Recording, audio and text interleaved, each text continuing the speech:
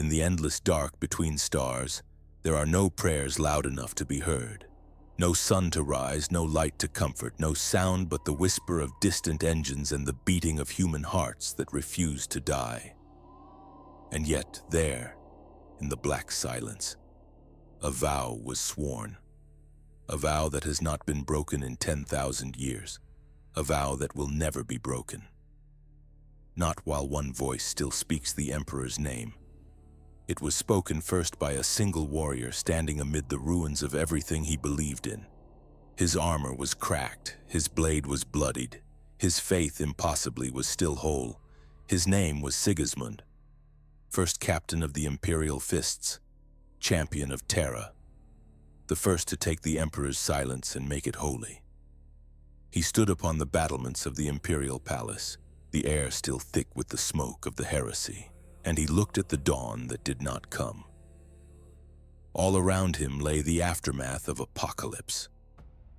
The walls were broken, the ground was red, the air was filled with the ghosts of warriors who had fought until they had nothing left to give, and still fought. The Emperor was gone. His golden light, once so bright that it blinded the faithful, now burned only within the machinery of the golden throne.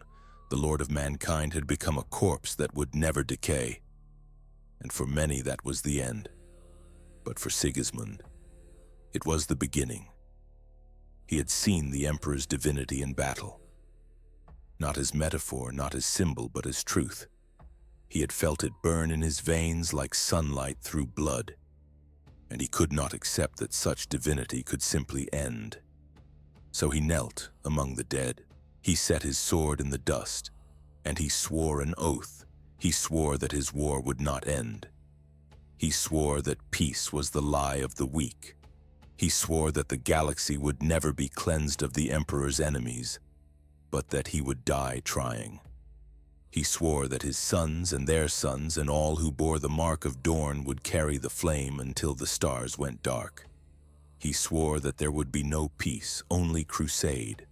The oath was simple, pure, unbreakable, and from that single vow, an entire chapter was born. They came to him, brothers who could not rest, who could not forgive, who could not stop hearing the echo of battle even in their dreams. They were sons of Dorn, but they were no longer builders. They were destroyers, believers. They carried the light of the Emperor not in reason, but in faith. Sigismund gathered them aboard a single fleet, a flotilla of warships painted black, and he set their course not for home, but for the stars. They would not rebuild the walls of Terra. They would rebuild the faith of mankind, with fire, with steel, with blood. Their enemies were everywhere. The galaxy was vast, and eternity was long.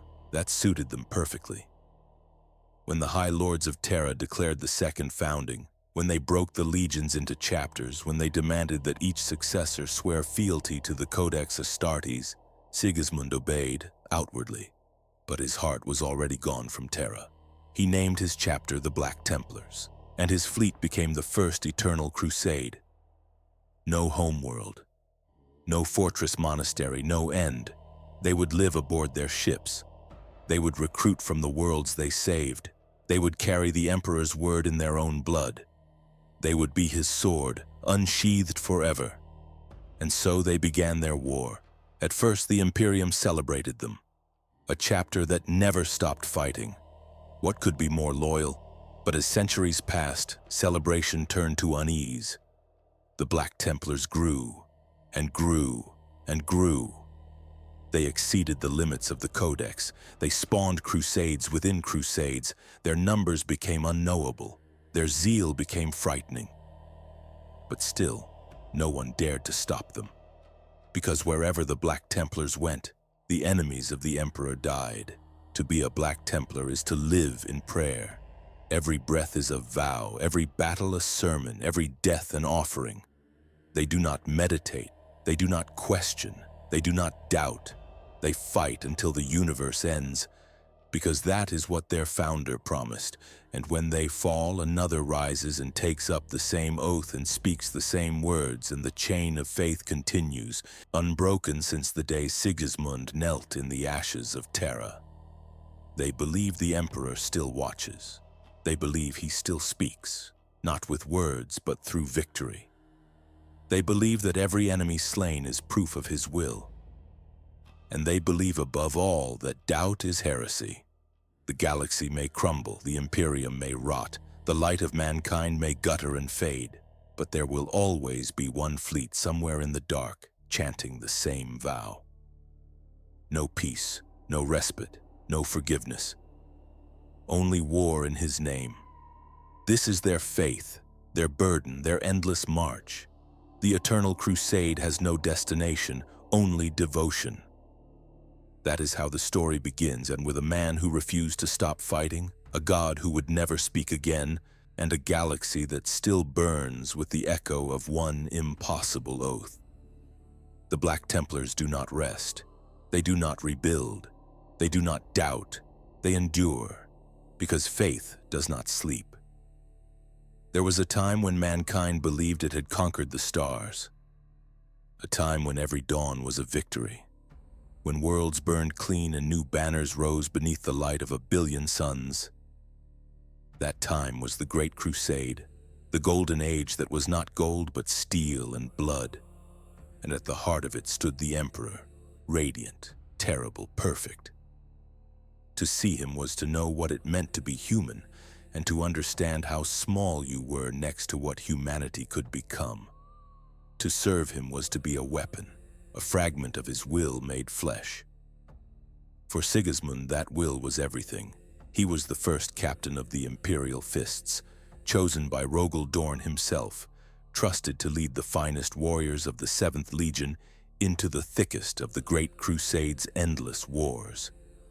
He was young even for a space marine, his eyes still bright, his faith still shaped by the promise of victory. He had fought across 100 worlds and never doubted once. Because how could he? The Emperor was real, the legions were unstoppable. The stars themselves seemed to bow before the advance of mankind. But faith that has never been tested is not yet faith. It is comfort, and comfort cannot last. The Great Crusade was a storm disguised as order. It spread civilization, yes, but it also spread death, silence, and obedience. Every victory meant the destruction of something older, stranger, and often wiser. Every new world brought not peace, but submission. Humanity was building an empire of ashes. Sigismund did not see it that way then. None of them did. They saw a promise, and promises are blinding. He remembered the day the Emperor left the front, the day he returned to Terra, leaving the crusade to his sons, the day that the light changed. Sigismund had stood beside Rogel Dorn as they watched the Emperor's fleet depart, and he had felt something strange in his chest, a weight that felt like absence. Why does he go? Sigismund had asked, though he already knew he should not. Dorn had not answered. He had only stared at the distant glow of the ships until they vanished, and then turned to his son and said quietly, "Because even gods have walls to build." Sigismund did not understand then, not fully, but he would. Without the Emperor's presence, the legions became reflections of their primarchs. The cracks between them widened, pride hardened into division, faith turned inward, and the Great Crusade, once a single blinding purpose, became 1,000 different crusades. Sigismund saw it happen. He saw it in the arrogance of the Luna Wolves, the wrath of the World Eaters, the cold ambition of the Word-bearers. He saw it in his own brothers, too, the certainty of builders who believed they understood their father's will better than anyone else. And though he did not yet have the words for it, he felt it, the beginning of the end. There was a world, its name long forgotten, where Sigismund saw the first shadow of what was to come. The planet had rebelled against compliance. A cult had risen there, worshipping not the Emperor, but something else. The Fists were sent to bring order. Sigismund led the vanguard. They found a cathedral of bone, a temple carved from corpses, and at its heart, a man who called himself prophet. He spoke of gods older than man and laughed when the Astartes raised their bolters. "You think your emperor has silenced us? He has only given us a name to hide behind. Sigismund killed him, of course. He split the heretic from shoulder to heart. But the word stayed. For years after, in the quiet moments between battles, he would hear that laugh. Faith is a strange thing for an Astartes. They are made to obey, to serve, to fight, not to believe. But Sigismund believed. He always had, even when it was forbidden. When the imperial truth declared that there were no gods, he accepted it with his lips, but never with his soul. He had seen the emperor. He had felt his power, and he knew that no lie of philosophy could erase that. To him, the imperial truth was not enlightenment. It was arrogance, the same arrogance that had destroyed the ancient Xenos empires humanity now walked upon. Sigismund saw the truth behind the truth, that mankind was building its own religion and pretending it wasn't. He began to pray, not aloud, not openly, but quietly, in the silence between wars. He prayed for strength, for clarity, for forgiveness. He prayed to the emperor, not as a leader, not as a man, but as a god. And though no one would ever admit it, he was not alone. Across the legions, in the barracks, in the holds of ships, in the hearts of those who had seen too much, faith began to bloom like a forbidden flower. It was not reason that bound them anymore. It was worship. In those last years of the Great Crusade, the stars burned brighter than ever, and beneath their light, everything began to die. Sigismund would look upon the burning horizons of conquered worlds and feel an ache he could not name. It was not sorrow. It was not pride. It was something deeper, the awareness that perfection cannot last. Every empire falls, every flame fades, even gods bleed. He did not know it yet, but the Great Crusade was already over. The dawn had already passed. What came next would not be a new day. It would be a reckoning.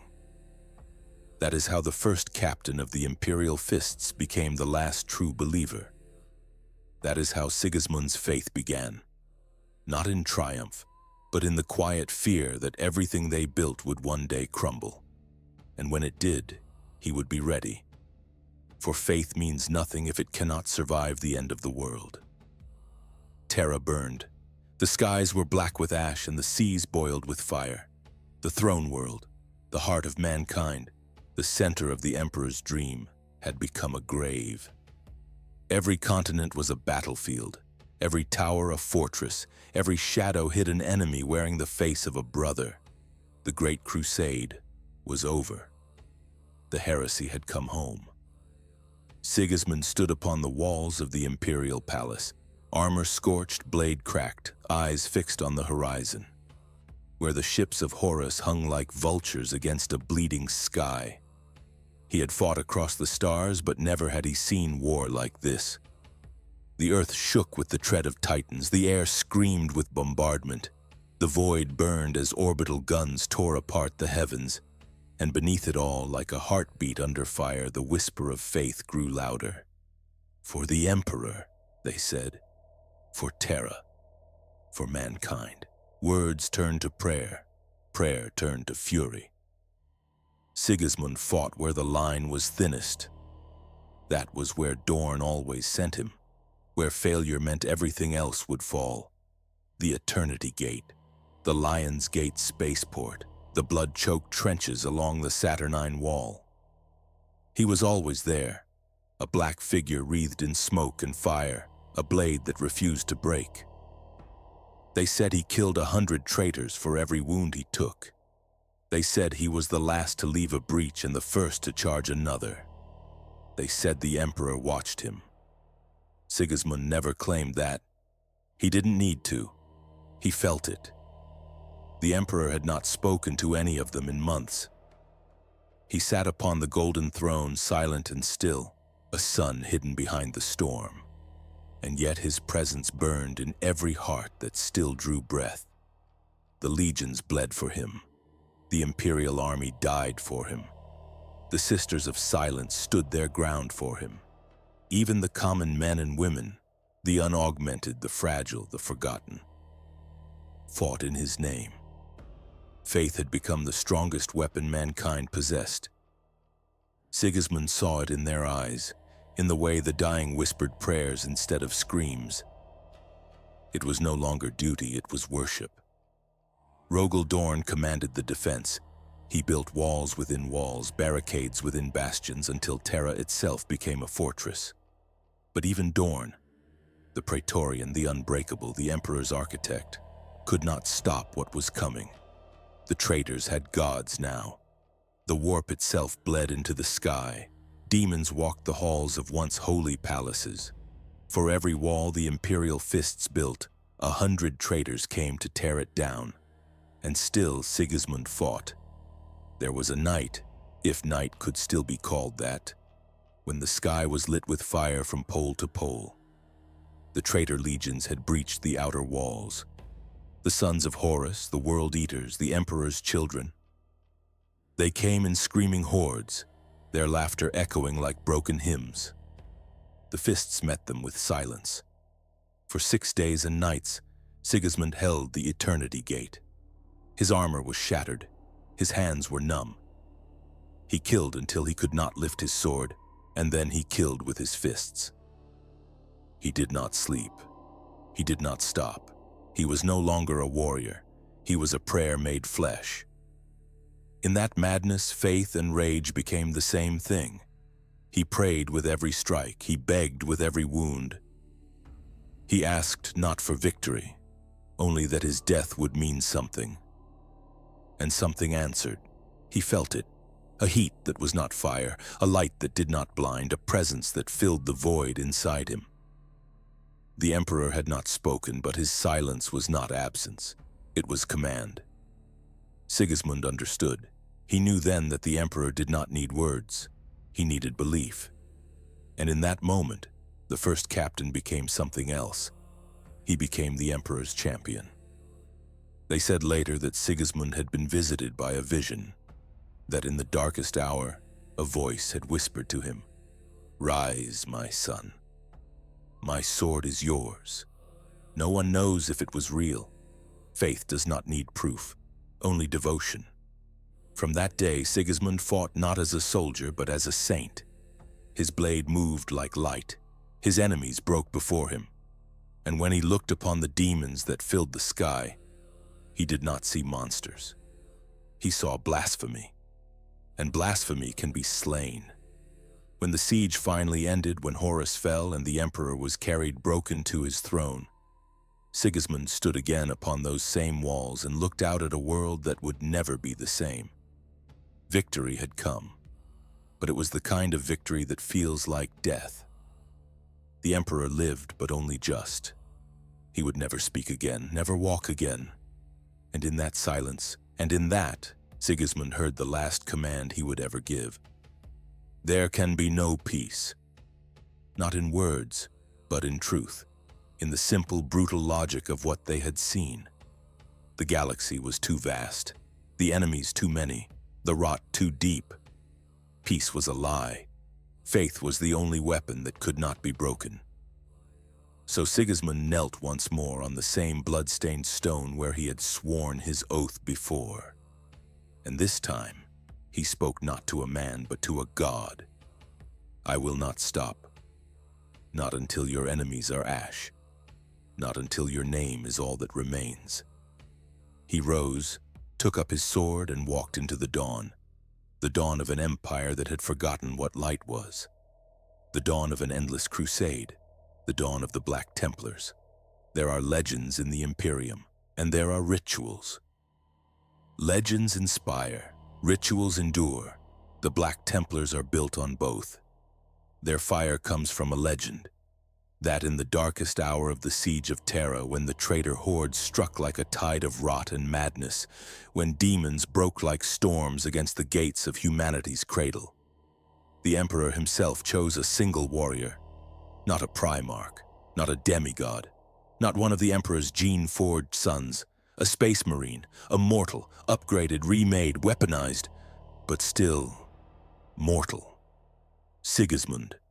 They say that when all else failed, when lines broke and hope with them, a presence filled Sigismund's mind like burning light, not like a voice in the ear, like a sunrise in the skull. They say the Emperor showed him without speech what had to be done, where to stand, where to strike, where to bleed. They say that for a moment, just a moment, the Emperor did not wield a sword. He wore one. Sigismund became that sword. He became the Emperor's will made into motion, the champion, the first, the pattern, the proof. After the siege of Terra, after Horus' death, after the retreat of the traitor legions, after the Emperor was entombed upon the golden throne and his silence became law, Sigismund would not let that moment die. He refused to let it be just a story. He forged it into duty, into obligation, into right. Because the galaxy forgets, faith does not, so he made sure it could not forget. On the flagship that would become the first vessel of the Black Templars' crusade, Sigismund gathered his most trusted warriors. They were battle-scarred, marked by siege and demon fire, still carrying the ash of Terra in their armor's joints.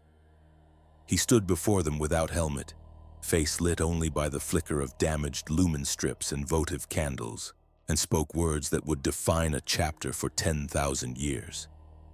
He said, "The Emperor is not gone. He burns still. He watches still. He chooses still." He did not say, "I was chosen." He didn't have to. They knew. What mattered was what came next. When his light falls upon one of us, that warrior will do what must be done. He will walk ahead of us. He will meet the greatest heretic and break him. He will show the galaxy what it means to defy him. "This will be our vow," Sigismund said. "This will be our sign. This will be our proof." And so a new office was born, not a rank, a burden. The title, Emperor's Champion. In most chapters of the Adeptus Astartes, rank is rigid, codified, unquestioned, captain, chaplain, librarian, apothecary. But the Black Templars do not live by the codex alone. They live by oath. Their chain of command is only half steel. The other half is fire, and the Emperor's champion is fire. Here is how it happens. Before a great battle, not a skirmish, not a purge, but a true trial of faith, the Black Templars pray, not quietly, not politely. They chant in the dark of their strike cruisers. They carve litanies into their armor. They brand purity seals onto their own flesh. They recite the words Sigismund left behind. They do not ask for victory, they ask for judgment. They ask the Emperor, "Whose hand will you guide?" And then, one of them begins to burn, not in flame, in presence. A warrior, sometimes young, sometimes old, sometimes one step from death, sometimes barely blooded, falls into what the Templars call the vision. He sees the Emperor, or thinks he does, or swears he does, or feels him so clearly that there is no difference. The champion rises from that moment changed. He does not ask to be followed. He does not request the honor. There is no vote, no selection by committee, no test. It is not democratic, it is divine. From that instant forward, he is the Emperor's champion. The change is not only spiritual. The chapter arms him.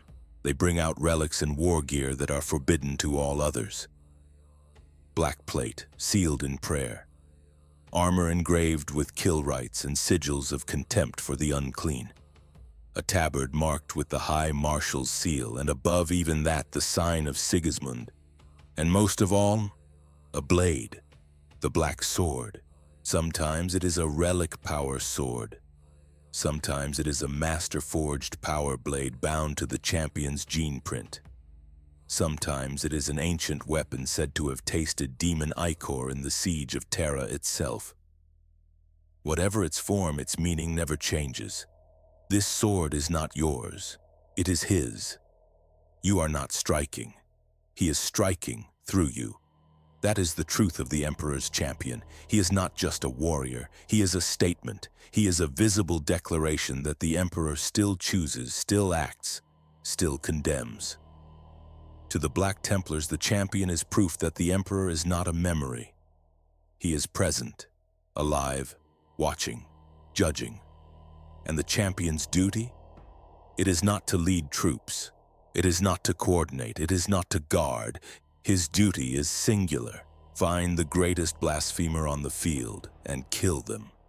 The enemy warlord, the heretic commander, the demon prince, the Xenos tyrant, the archwitch, the defiler of his light. The champion seeks them out, walks straight toward them, even if it means carving through an army alone, and meets them blade to blade. This is not arrogance. It's doctrine. It's theater with a purpose. It is the visible physical act of the Emperor rejects you. When the Emperor's champion points his sword at you, it is not a duel.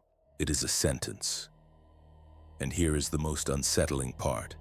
They win. Again and again, through the millennia, champions have strode into the teeth of nightmares and cut them down. Chaos champions in demon armor, orc warlords the size of walkers, Tyranid apex horrors dripping with alien bioweaponry, coven leaders of the Drukhari drenched in stolen agony.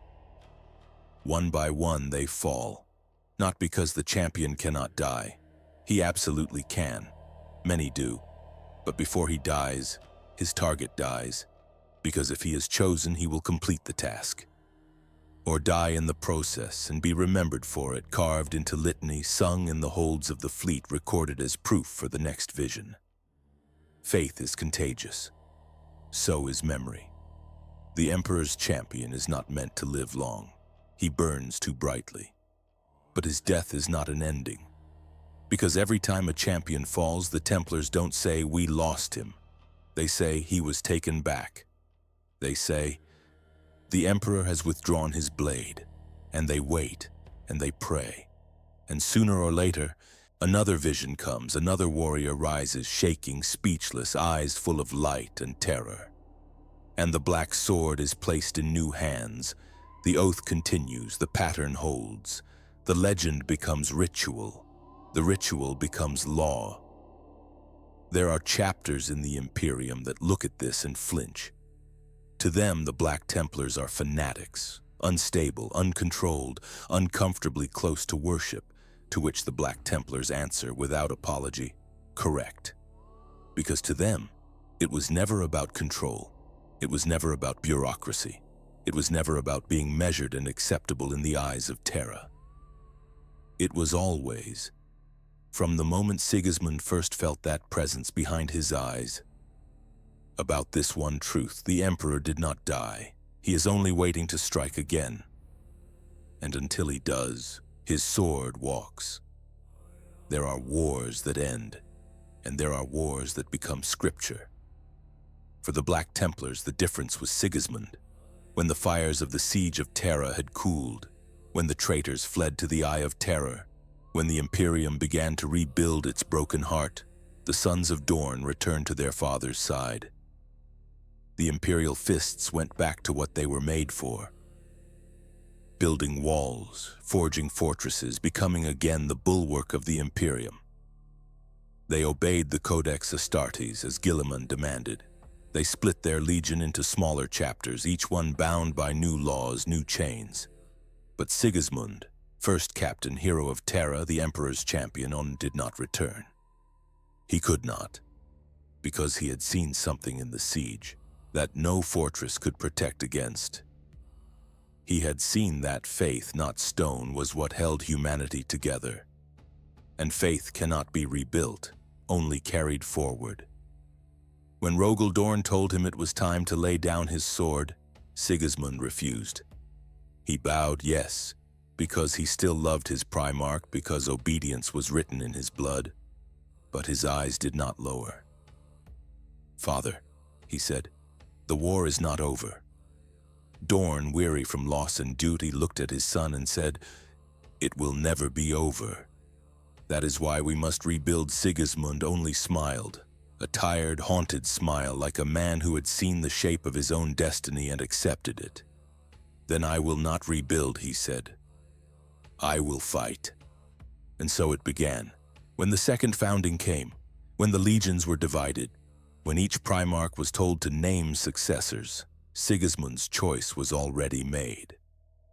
He took his oaths, he honored the ritual, and then he left Terra. He gathered those who believed as he did, those who could not rest, who could not stop hearing the Emperor's silence, who could not look at the piece of rebuilding without feeling it as betrayal. They painted their armor black. They carved the Imperial Fist from their shoulder and replaced it with a cross.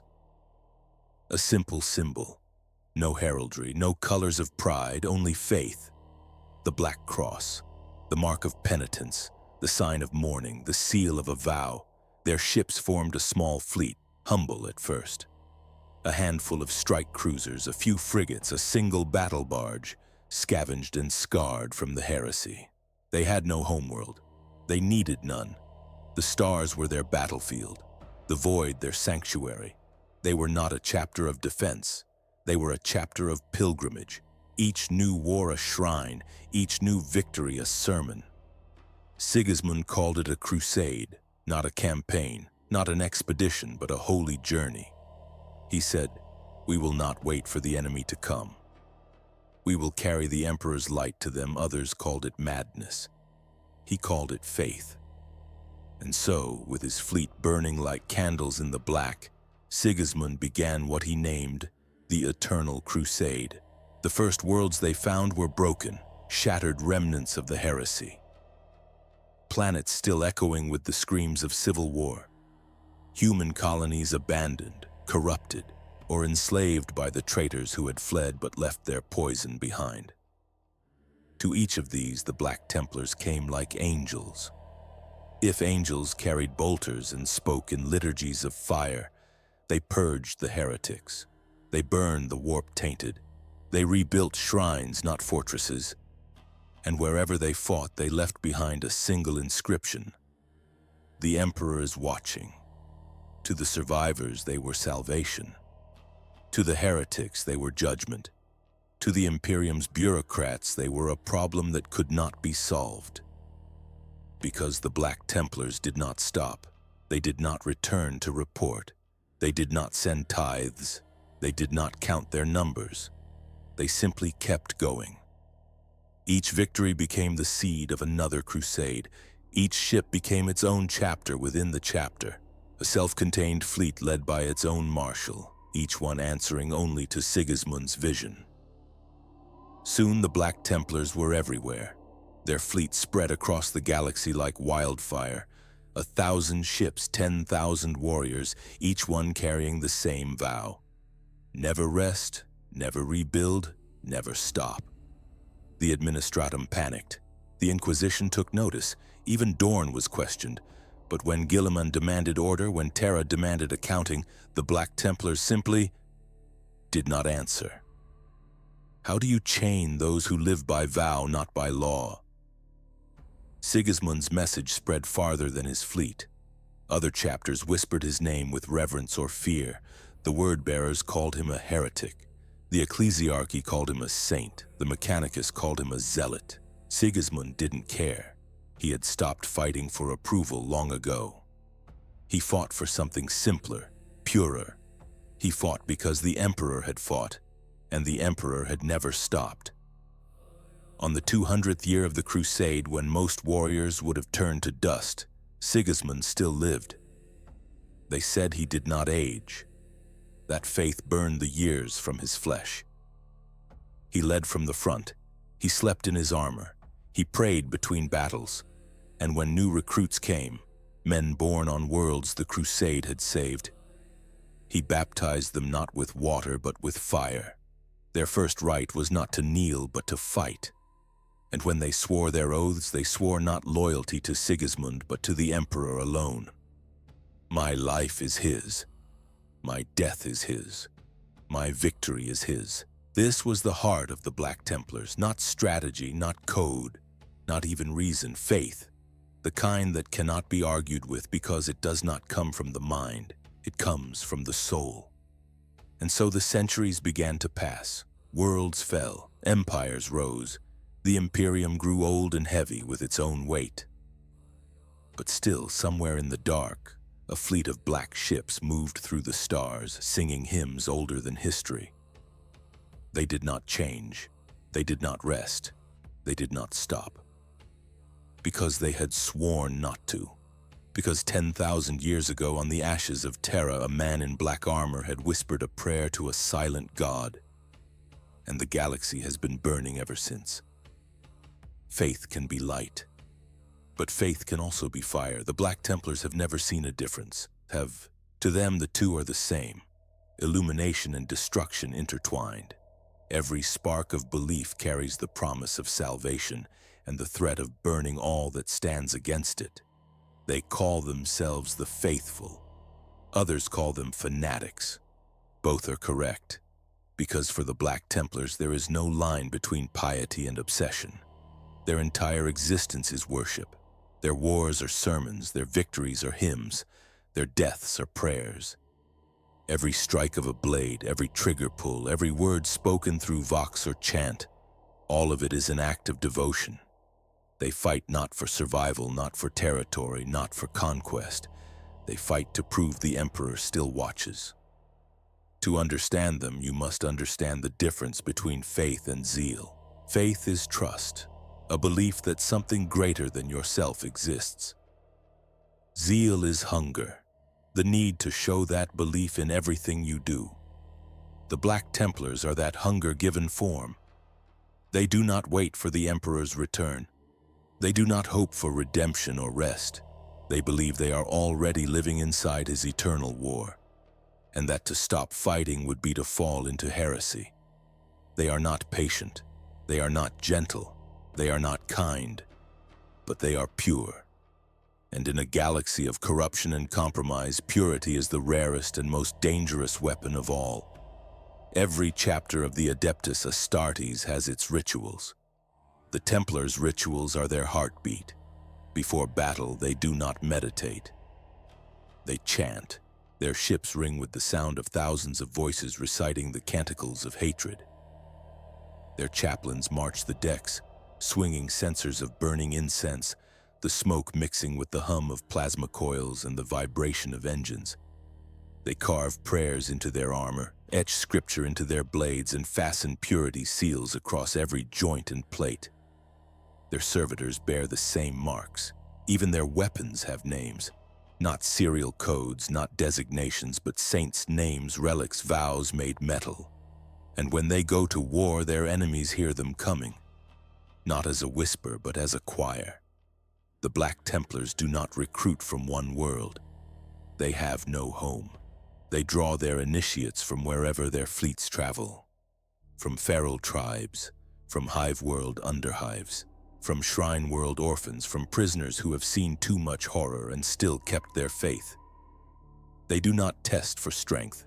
They test for belief. A boy who trembles but whispers the Emperor's name will outlast one who stands tall in silence. That is the measure, because strength fades, faith endures. Initiates are paired with mentors from the Sword Brethren, veterans who are both teachers and confessors. They train not only in war, but in prayer and scripture, in the long, slow shaping of the soul into a weapon. Every Black Templar carries a book of vows, a personal tome bound to their armor, filled with the oaths they have sworn throughout their service. Each vow has weight. Each vow has consequence. To break one is unthinkable. To fulfill one is to bind your life tighter to his will. Among these vows, one stands above all others. The vow of absolution. Before a crusade, the entire fleet gathers in a vast chamber, the reclusium lit by 1,000 candles and the pale glow of burning promethium. The High Marshal or chaplain stands before them and the ritual begins. The warriors kneel, helmets off, eyes closed, breathing the smoke of incense and oil. Then comes the vow. We will cleanse the stars of the unclean. We will bring fire to the blasphemer and mercy to none. We will show the Emperor that we have not forgotten. They repeat it again and again until their throats bleed. When it is done, they rise as one, and they do not speak again until the first shot is fired. Zeal is not born of calm. It is born of certainty. And the Black Templars are certain. They are certain that the Emperor is divine. They are certain that mankind has strayed. They are certain that it is their duty to burn the heresy out of it, even if that means burning the Imperium itself. There have been times, in the long centuries of their crusades, when inquisitors have accused them of heresy, when cardinals have feared their influence, when even other chapters have looked at them with unease. The Templars' response has never changed. We serve the Emperor, not those who claim to speak for him. It is not defiance in their eyes, it is obedience to the only authority they recognize. For the Templars, faith is not comfort, it is weaponization. It strips away fear, it turns pain into offering. It makes death into victory. Their zeal is not madness, though to outsiders it looks like it. It is the logic of those who see the galaxy as test and life as proof. To them, doubt is rot. Mercy is weakness. Reason is compromise. They do not question the Emperor's silence. They do not ask why he does not speak. They already have the answer. He does not need to. He has already spoken, once perfectly, and his word was war. The Black Templars have never stopped reciting it. They are knights of a God who will never rise, crusaders of a faith that will never be satisfied, pilgrims who build no shrines because they themselves are the shrine. When you see them marching across the battlefield, chains wrapped around their wrists, rosaries clinking against bolt pistols, eyes burning behind helm slits like lit candles, you understand something simple and terrifying. They do not fight for victory. They fight for belief. And belief cannot die. There is no homeworld, no fortress monastery carved into a mountain, no planet to defend, only the fleet, the ships, the endless black between the stars. For the Black Templars, this is home, a cathedral of steel and silence, a wandering temple that has never once stopped moving. They call it the Crusade Fleet. But the name does not do it justice. It is not a fleet, it is a pilgrimage. From the smallest escort ship to the grandest battle barge, each vessel is sacred. Every deck is lined with shrines, every bulkhead bears inscriptions of oaths and victories. Every engine room has its own chapel. The air smells of oil and incense. The hum of plasma reactors blends with the low murmur of prayers. Servitors tend to machinery and altars alike, and even the ship's machine spirits have been baptized in the name of the Emperor. There is no place aboard these ships that is not holy, no corridor that does not carry echoes of hymns, no silence that is truly empty. The void itself has become part of the ritual. To travel with the Black Templars is to live inside a sermon. Their ships are organized not by function but by faith. Each has a marshal, a warrior priest who leads both spiritually and militarily. Beneath him are castellans, captains who command task forces and lead boarding actions. And beneath them, the sword brethren, the elite who embody the chapter's ideals in blade and blood. But even among these ranks, there is little hierarchy. The Templars obey not orders but conviction. If a marshal gives a command, it is not because of title. It is because his faith burns brightest. They follow flame. Every ship is a crusade unto itself.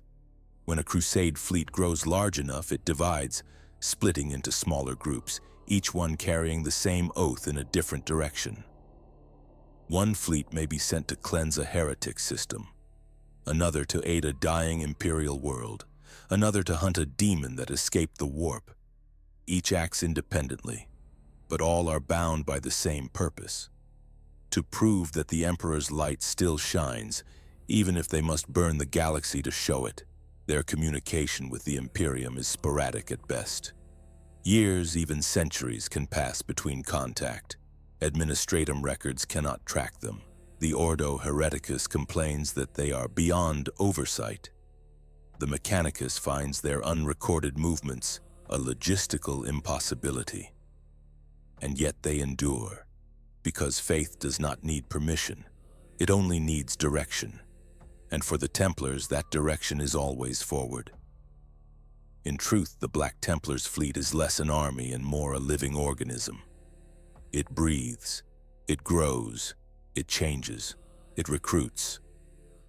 Wherever the Templars go, they leave converts behind. Colonists who take up the creed, planetary militias who begin to worship the Emperor not as a man, but as a god of wrath and purity. These worlds are not governed by Terra. They are governed by belief. They pay no tithes.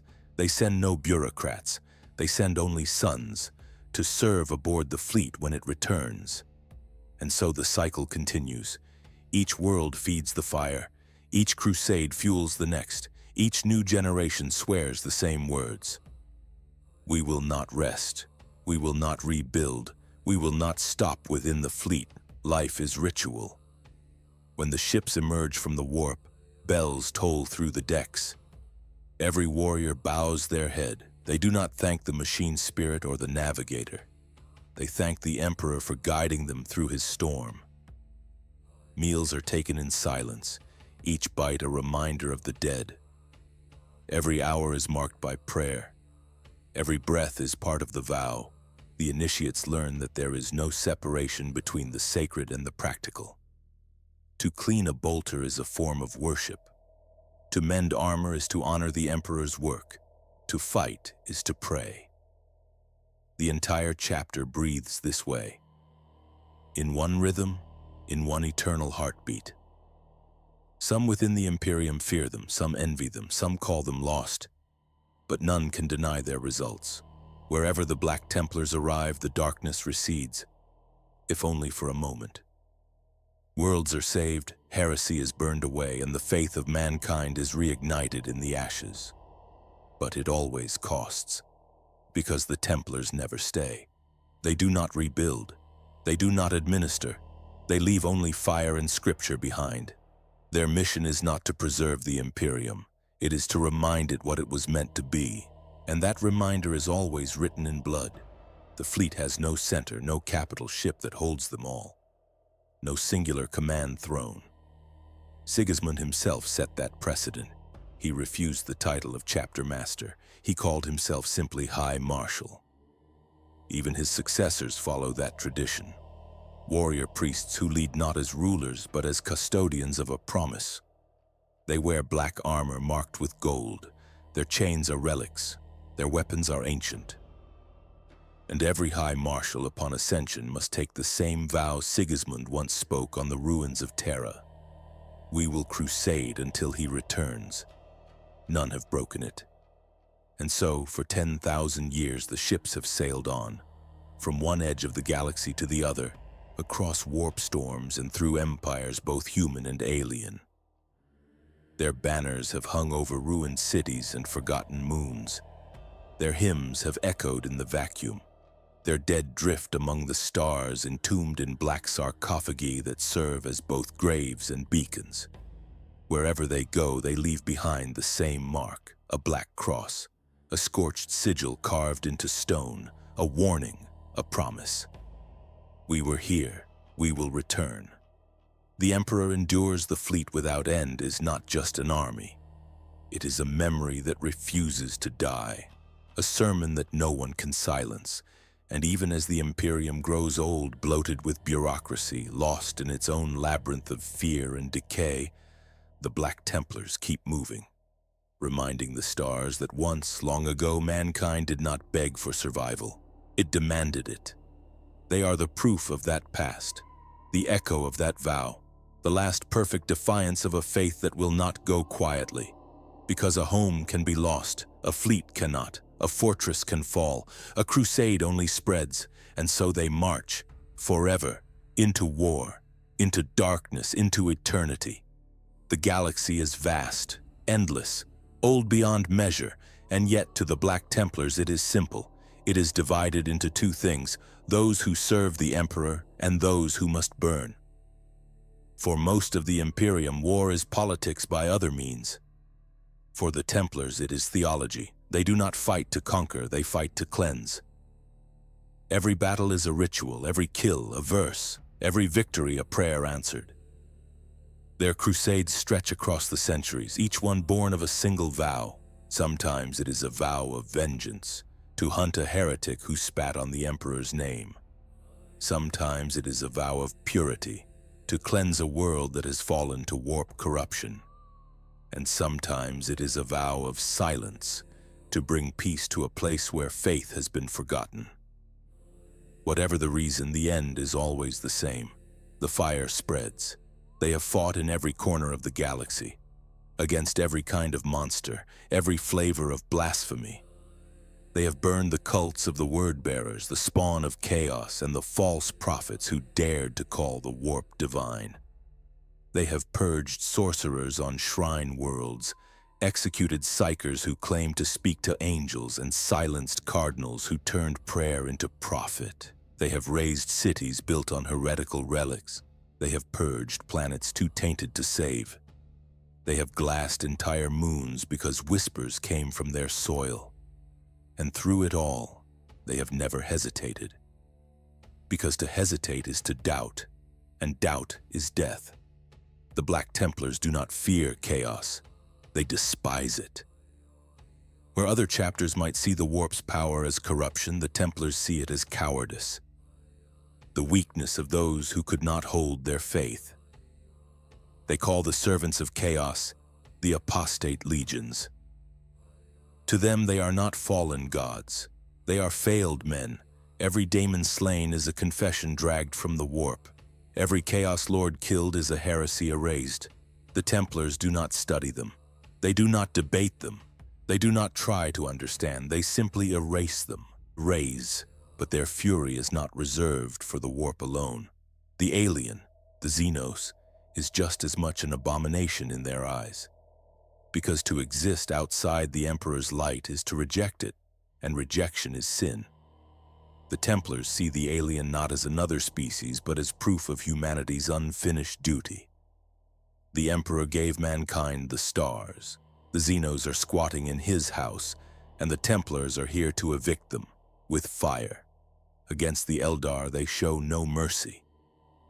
For the Templars, the Eldari are worse than heretics. They are reminders, a mirror of what humanity once was and could become again. The Eldari are beautiful, intelligent, tragic. But they are also arrogant, corrupted by their own decadence, and bound to gods that should have never been born. The Templars see their psychic powers as blasphemy made art. Their craft worlds as temples to false divinity. When the two races meet, it is never a battle of strategy. It is a crusade of purity against memory. The Templars burn what the Eldari mourn, and the stars remember their wars. Against the orcs, they fight with grim joy. The greenskins are beasts, mindless and loud, the antithesis of faith, a species that worships nothing but destruction itself. And yet the Templars see something familiar in them, a reflection of their own relentless hunger for battle. It is said that the orcs call the Black Templars the Black Knights, and that even their warlords remember the sight of a single Templar cutting through mobs of hundreds, chainsword howling hymns. For every orc that laughs, a Templar prays. For every war cry, a vow is whispered. The difference is simple. One fights for chaos, the other for purpose, and purpose always wins. Against the Tyranids, their hatred turns to awe.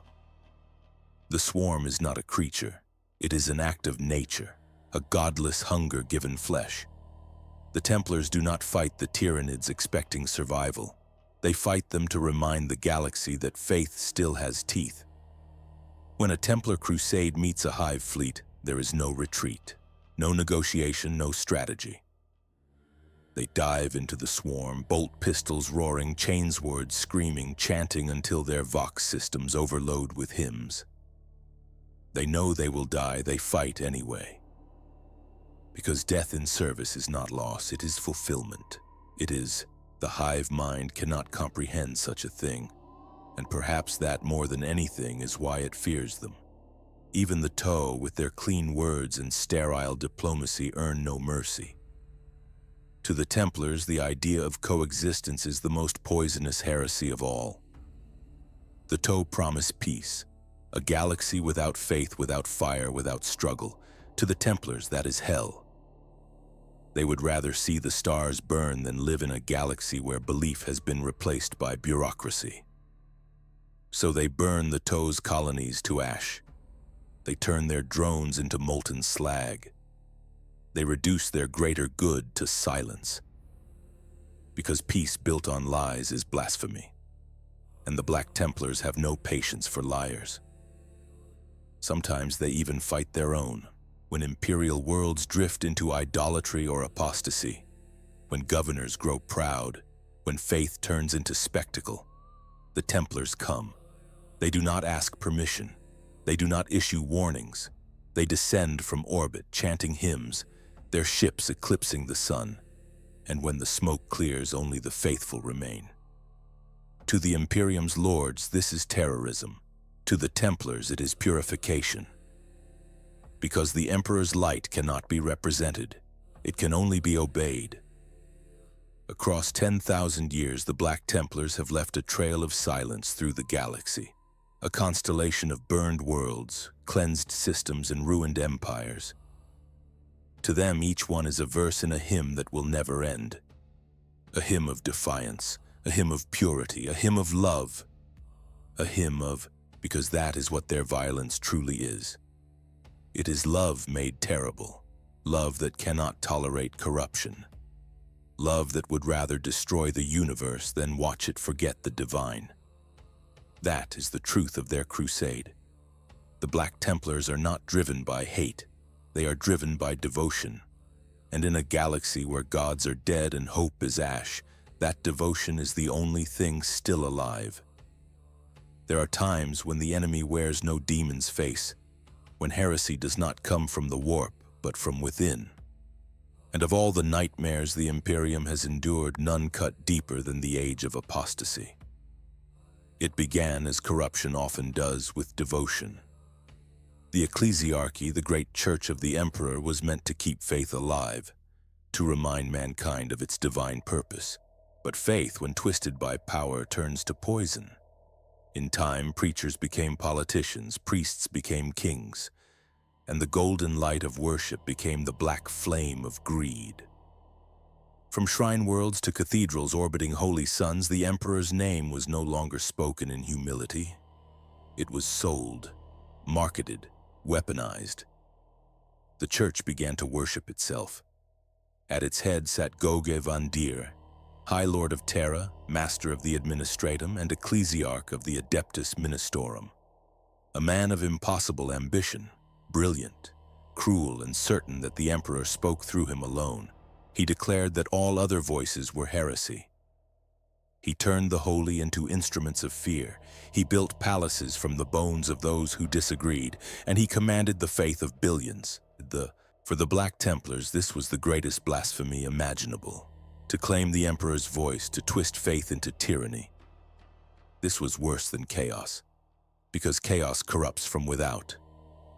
Van Dier corrupted from within. The Templars heard of his deeds not through decrees, but through whispers. Pleas from the edges of the Imperium, from priests who still believed in truth, from soldiers who had seen the ecclesiarchy's armies burn loyal worlds in the name of vanity. And when those pleas reached the fleet, the High Marshals listened. The message was simple. The throne has been betrayed. When word of Van Dier's heresy reached the Black Templars' fleets, they did not deliberate. They did not wait for approval. They did not write to Terra. They made ready their weapons. Other chapters hesitated. Many saw the madness but feared to intervene.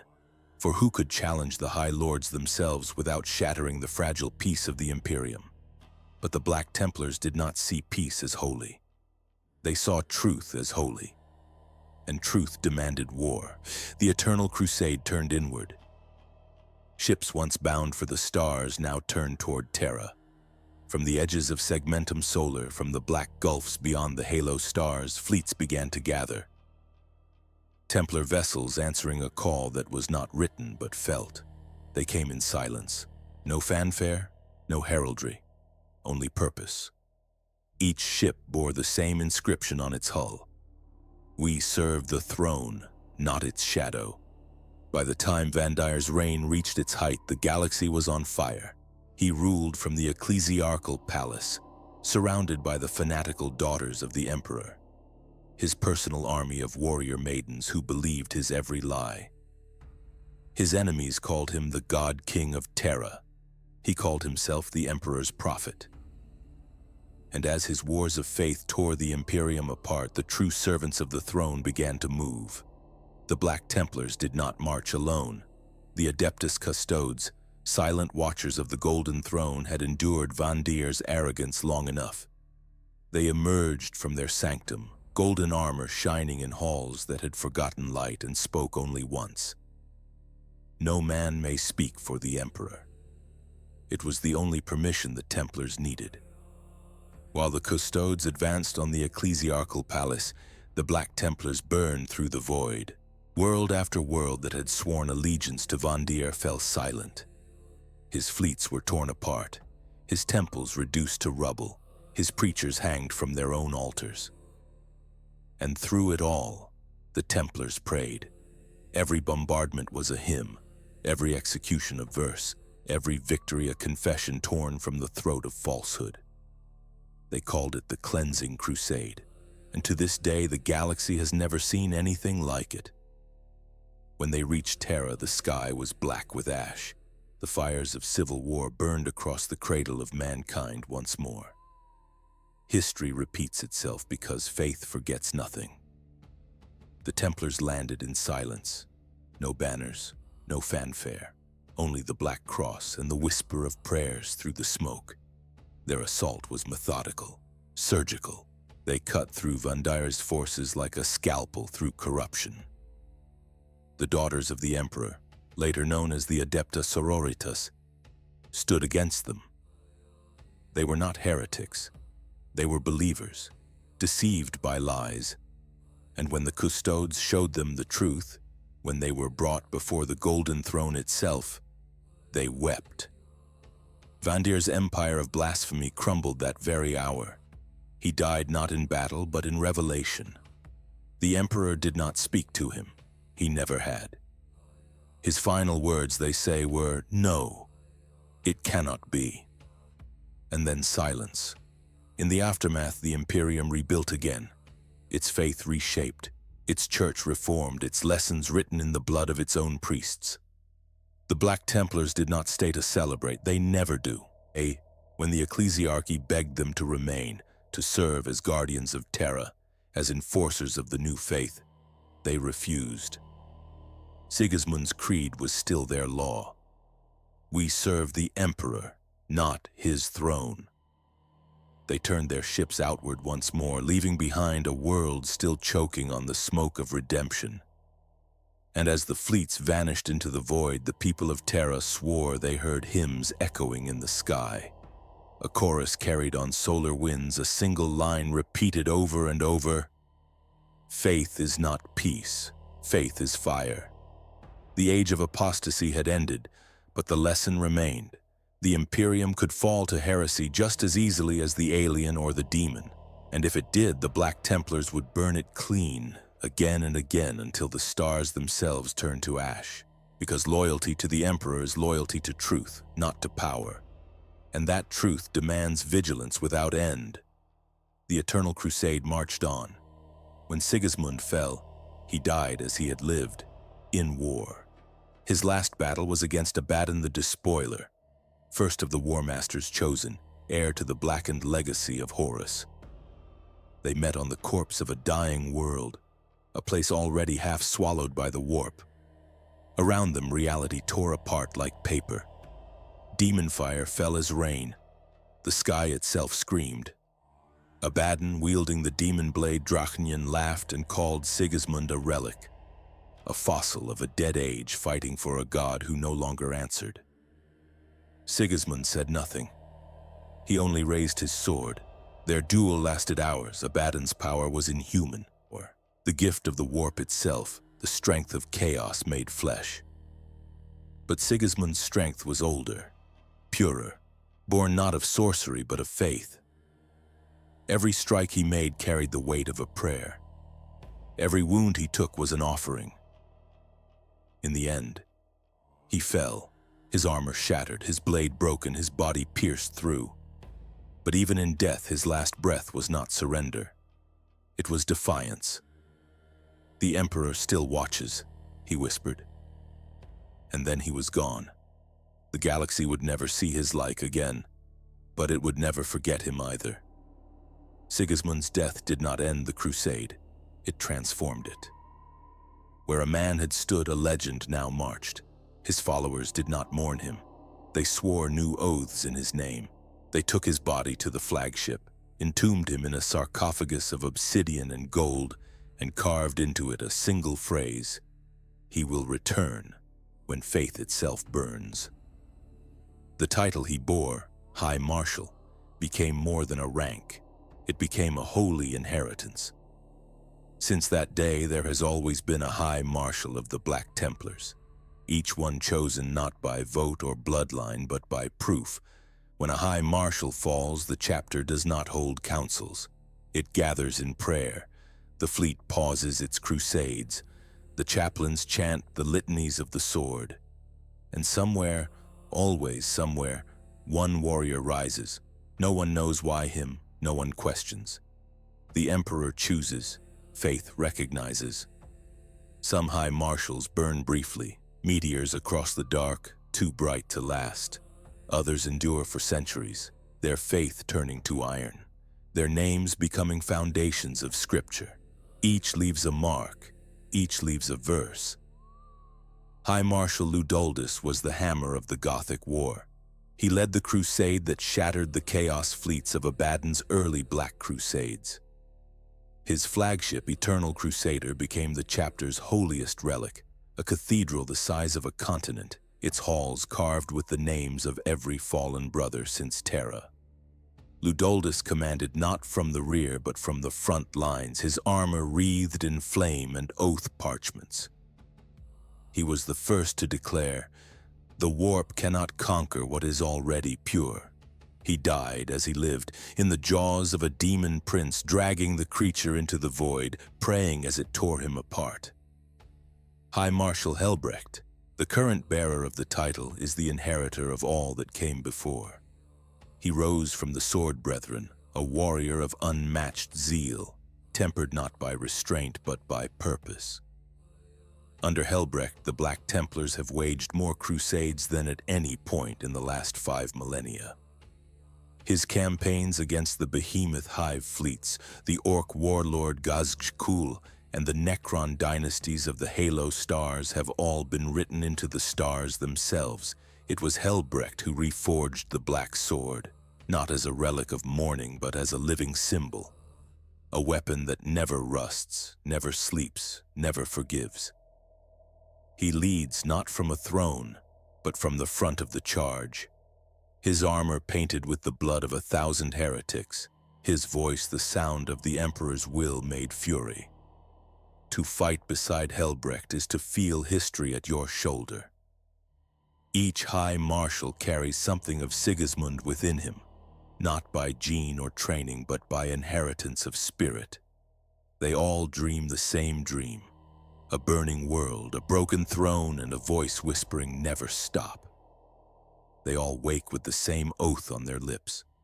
And every crusade they launch, every heretic they burn, every alien they destroy is another chapter in the same unending litany that began on Terra's ashes. But the High Marshals are not saints. They are men. Men shaped by war, by loss, by devotion so consuming it devours their humanity. Some go mad from it. Some are consumed by their own visions. Some vanish into the warp, their fleets never seen again. But even their disappearance becomes sermon. The Templars say, "He crusades still beyond sight." And perhaps that is true. Faith has no boundaries. Why should its warriors? The office of High Marshal is eternal because the crusade is eternal. Each successor inherits not just command, but the burden of an impossible promise: to never rest, to never rebuild, to never lay down the sword. They wear the same black armor. They carry the same relics. They recite the same words that Sigismund spoke before the Emperor's silent throne. The galaxy is not yet pure. Therefore we march, and so they do.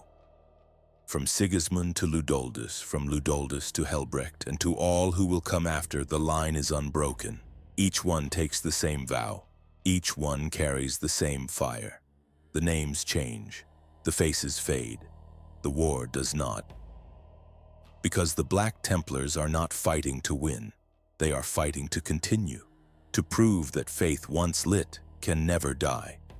There is a saying among the chaplains of the fleet: every High Marshal is the same man reborn. Maybe they're right. Maybe faith is reincarnation. Maybe the Emperor's hand never left the sword. Or maybe it's simpler than that. Maybe the High Marshals are not chosen by miracle but by echo. The echo of a vow sworn in blood and fire 10,000 years ago that still has not been answered. Until it is, the High Marshals will march. The fleet will burn. The Emperor's sword will never be sheathed, because the man who made the vow is gone, but the vow itself lives on. 10,000 years have passed. Empires have risen and fallen. Stars have died. Even gods have come and gone. But one thing has not changed. The Black Templars still march. They have never stopped. Not for rest, not for reason, not even for victory. Because victory is not their goal. Faith is. And faith does not end. Across the millennia, the galaxy has become a graveyard of dreams. The Imperium, once the shining beacon of mankind, has become a shadow of itself, a labyrinth of bureaucracy, a machine that eats its own prayers. Its rulers fear rebellion more than damnation. Its priests sell indulgence like currency. Its soldiers fight not for hope, but for survival. But in the dark, where the light of the Astronomicon flickers, there is still one sound that never fades: the hymn of the Black Templars. Their ships still roam the void. Black silhouettes against dying stars. Their banners still flutter in the warp winds. Their voices still thunder through the void. They are not a chapter anymore, they are a movement. Each crusade is its own empire of faith, each marshal its own prophet, each ship its own church, and yet they all speak the same words, swear the same oaths, carry the same purpose. We will crusade until he returns. Through every age, their wars have continued. They fought the Necrons as they rose from their tombs, burning entire dynasties with melt-a-fire and holy flame. They faced the Tyranids, launching suicidal boarding actions into the bellies of hive ships, just to plant explosives wrapped in scripture. They clashed with the Orcs in endless green tides, their war cries drowned out only by the chanting of prayers. When the 13th Black Crusade tore across the galaxy, when Cadia fell and the Eye of Terror split the stars apart, the Templars did not retreat. They charged into the storm. Entire fleets were lost. Entire crusades vanished into the warp. But their last transmissions, always the same, rang out through the void. The Emperor protects. To the Imperium, the Templars are both blessing and curse. They cannot be controlled. They cannot be recalled. They answer to no command but faith itself. Administrators curse their defiance. Inquisitors fear their zeal. But when the galaxy begins to burn, when all else falters, it is the Black Cross that appears first. Silent, terrible, radiant. The Imperium needs them even when it dares not admit it. Because the Black Templars are what the Imperium used to be: pure, unyielding, unforgiving. They are not the defenders of humanity's borders. They are the keepers of its soul. In battle, they remain unchanged. They still fight in chains, not as shackles, but as vows made metal. Their bolters still bear the names of saints. Their armor is still black as penance. Their purity seals still flap like relics in the wind. And their enemies, human, demon, or alien, still learn the same lesson. that faith cannot be reasoned with. It can only consume. Every few centuries, a new High Marshal rises, and with him a new crusade begins. The fleet gathers. The chaplains light their censers. The warriors kneel. And together they recite the words that have never changed. We will bring the Emperor's light to the unclean. We will not rest. We will not rebuild. We will not stop. Then the bells toll, the engines roar, and the ships vanish into the dark once more. No destination, no limit, no end, only the vow. There are stories whispered in the halls of the Reclusium that sometimes during the quiet hours between stars, the warriors hear another voice among their hymns, a voice that is not their own, a voice that burns like sunlight on the soul. They say it speaks only 3 words: "You have done well." Whether it is the Emperor or memory, none can say, but every time they hear it, the fires burn brighter. Even now in the 41st millennium and beyond, when the galaxy has fractured into madness, when the great rift splits reality in half, when demons walk and gods scream, the Black Templars still stand. They crusade in both halves of the galaxy, on worlds where the light of the Astronomicon cannot reach, where even hope has forgotten its name. Their hymns echo through dead space, their banners flutter in warp storms, their prayers pierce the veil. They have become what they were always meant to be. The Emperor's flame that refuses to die.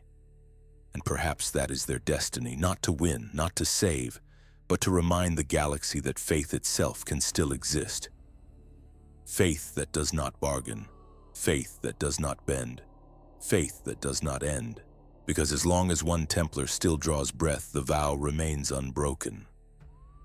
The Emperor lives. The crusade continues. And somewhere out there, beyond the veil of stars and silence, Sigismund's words still echo through the ages, a whisper that has become eternity. We will not stop. And so, the vow continues. Across the stars, beneath dying suns, the Black Templars still march. Their hymns echo in the silence between worlds, their faith burning brighter than any flame. 10,000 years have passed, but they have never stopped. Because for them, faith is not a word. It is action. It is war. It is eternity. If you've made it this far, you've walked beside them. You've felt the weight of their oaths, the fire of their devotion, the endless whisper of the Emperor protects. Thank you for joining this crusade.